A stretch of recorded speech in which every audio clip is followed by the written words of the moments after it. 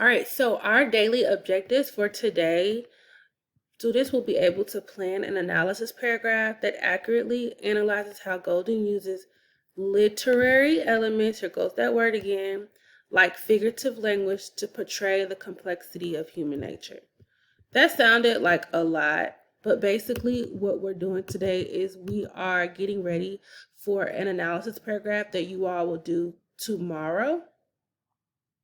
And so today we are just preparing and building up our evidence throughout the lesson. So it's very important that you are paying attention throughout the lesson and that you are following along with the reading, so that way when you get to your essay, you know what you are going to write. So here is our lesson purpose for today. Lord of the Flies is a book that grapples with this same question. Are people inherently good or evil? Today, in the section that we will read, Simon will confront this question head on.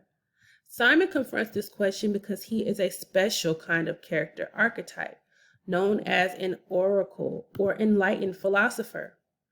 Oracles are characters that have the ability to see the future or the truth when others cannot.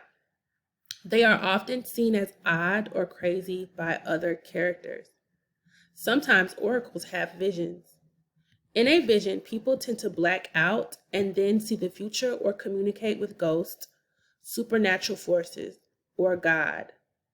Simon fits the characteristics of an oracle because he is often faints, is the only character who doesn't believe the beast is real, and is viewed as batty by the other boys. And again, when they use the word batty, they're just basically calling him crazy. Our guided question for today is, what does Lord of the Flies represent about human nature?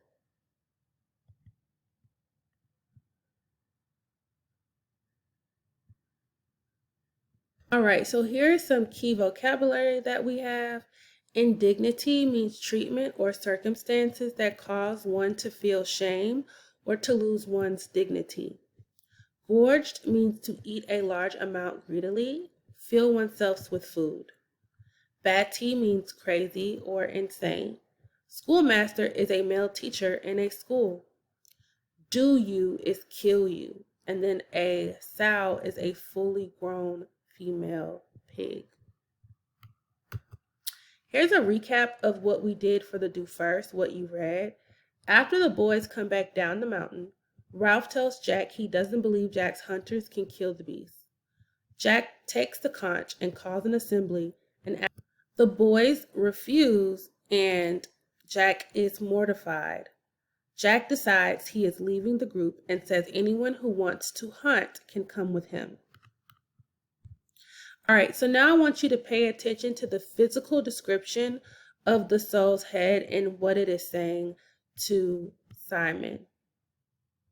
And these are some of the physical descriptions of the soul's head and what it is saying to Simon.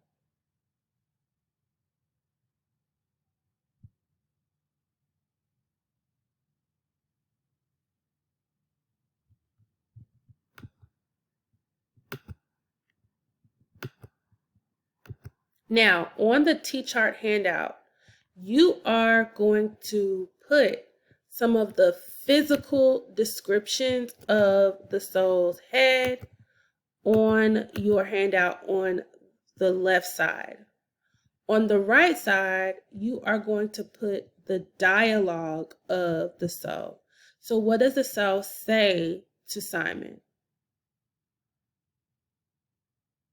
So you will be writing down literal characteristics of the soul's head. What does it look like? And then on the right side, you'll be telling me, what does it say of your Tchart? So you're going to do this with a team member, and you both should be done with this in about 6 minutes.